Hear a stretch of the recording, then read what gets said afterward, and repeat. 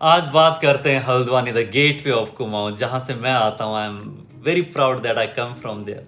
अगर बात करें एंटरटेनमेंट की तो आज हमारे पास बहुत साधन है। हमारे पास यूट्यूब है और बहुत सारे लोग यूट्यूब में अपने व्लॉग्स बनाते हैं, अपने वीडियोस बनाते हैं और बहुत पॉपुलर भी हो रहे हैं। हमारे पास नेटफ्लिक्स है, जी प्राइम है।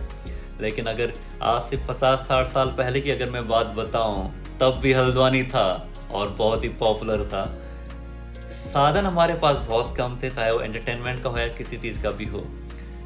रामपुर रोड में एक दिलरुबा टॉकीज़ के नाम से एक सिनेमा घर चलता था और जिसे एक शेख साहब चलाते थे किराए पे। कच्चा सिनेमा घर था जिसे 1959 में 1959 में उसे पक्का किया गया। और इस टाइम पे जब वो पक्का हो रहा था, कंस्ट्रक्शन चल रहा था, तो उसे एक हल्द्वानी का ही एक अपना एक मोहल्ला है विष्णुपुरी, वहाँ पर उसे एक टेंट में चलाया जाता था। 1962 में उसी सिनेमा घर को खेमचंद जी ने किराए पर लिया और नाम दिया लक्ष्मी सिनेमा के नाम से, जिसे आप लोग जानते ही होंगे। बात करें बिजनेस की तो दान सिंह बिष्ट अंग्रेजों के टाइम के बहुत बड़े बिजनेसमैन जो कि हल्द्वानी से ही अपना बिजनेस रन करते थे और पाकिस्तान, अफगानिस्तान तक उनका बिजनेस था। और उनको अपने टाइम का अरबपति भी बोला जाता था। उनके नाम से एक मूवी भी बनी है, मालदार। सो बिजनेस के टाइम पे भी, अंग्रेजों के टाइम पे हल्द्वानी बहुत पॉपुलर था।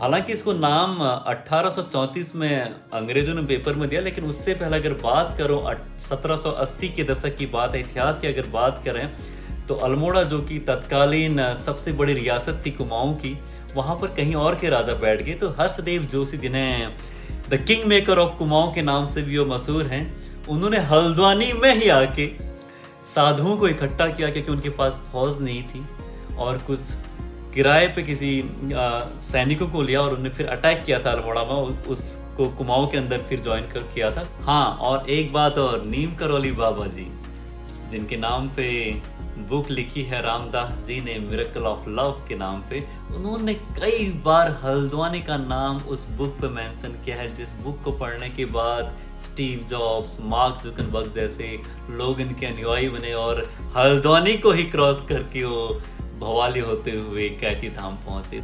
तो हल्द्वानी का इतिहास बहुत पुराना है। वहाँ की सभ्यता, जो हमारी संस्कृति है, बहुत पुरानी है।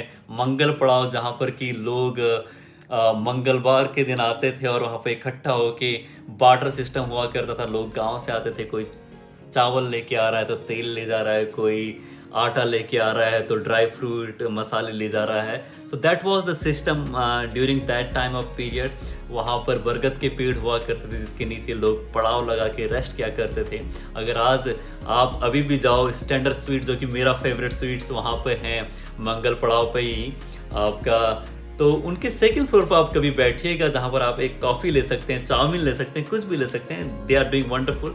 सामने आपके एक बरगद का पेड़ देखिएगा जो कि बहुत पुराना और बूढ़ा हो रहा है। वो उसकी याद दिलाता कि उसके नीचे कभी कभी लोग आके आराम किया करते थे।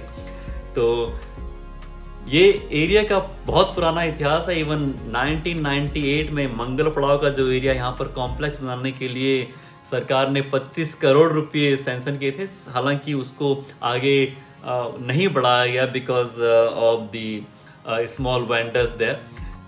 ये हल्द्वानी जो है शहर, इसे बहुत समय से गेटवे ऑफ कुमाऊं कहा जाता है क्योंकि कुमाऊं की सप्लाई बहुत सालों से यहीं से हुआ करती है। So it has a big history.